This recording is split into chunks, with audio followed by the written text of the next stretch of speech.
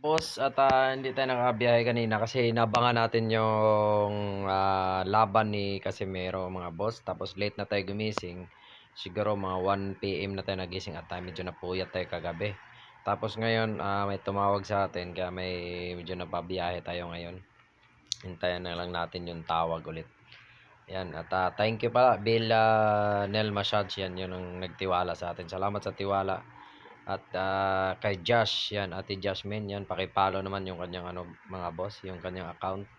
At sa lahat ng mga lalamove diyan, ingat-ingat at sa mga MC Taxi, thank you, ingat sa lahat. At yun, nagpatingin din tayo ng ating YT channel, yan, dito sa tablet, yan oh.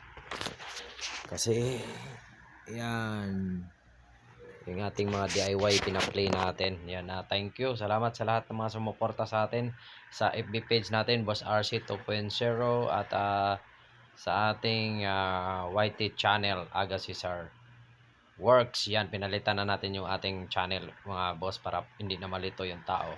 Aga Cesar Works, yan. At salamat sa lahat ng mga suporta, mga Bisaya ug mga Tagalog, mga taga Cavite, mga Caviteño. Ay siya. Ayan, thank you very much sa inyo at sa lahat ng mga mga content creators. Yan, baka naman kung aabot kayo dito sa kung dumaon to sa wall nyo, baka naman like and share naman mga idol para marami pa tayong matulungan na mga baguhan lang sa makina. Yan, siyempre mga idol, hindi ko tatapusin yung videos na to. Gagawa ako ng kunting tips. Yan ang sekreto.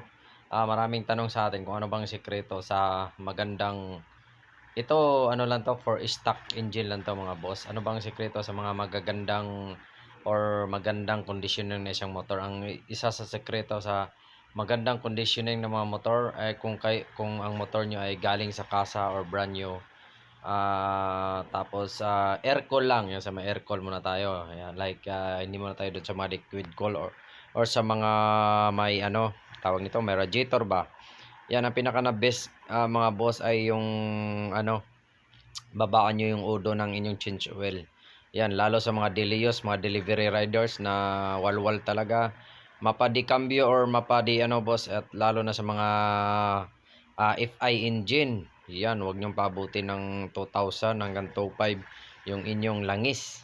At ugaliing magdagdag ng langis every 1,000 dagdagan nyo na ng langis. Lalo kung nagbabawas. Check nyo na maigi yan. Yan lang mga boss, siguro ang pinakasekreto. Change oil lang, check, dagdag, yan. Pag hindi na kaya, dagdagan nyo ng langis. Di baling ho, ang mga ito, bihira lang nagpapayo nito. Kasi maraming kukontra nito Yan. Di baling sobra sa langis ang isang sasakyan. Kasi pwede niyang iluwa yan, pwede niyang talsik yan, or may breather naman yan, pwede niyang idaan doon sa breather. Kaysa kulang sa langis yan. Kasi pag kulang sa langis ang isang sasakyan, mataas ang temperatura, mataas ang init, mataas ang tension, yung friction niya. Kaya mas maigi mga boss, huwag kayo maniwala sa sabi-sabi na pag sobra sa langis, mabagal yung makina. Hindi, walang ganun mga boss. Pag sobra sa langis yung isang motor, di ba lang sumobra, wag namang punuin nyo. Para hindi naman baka hindi na makahinga din.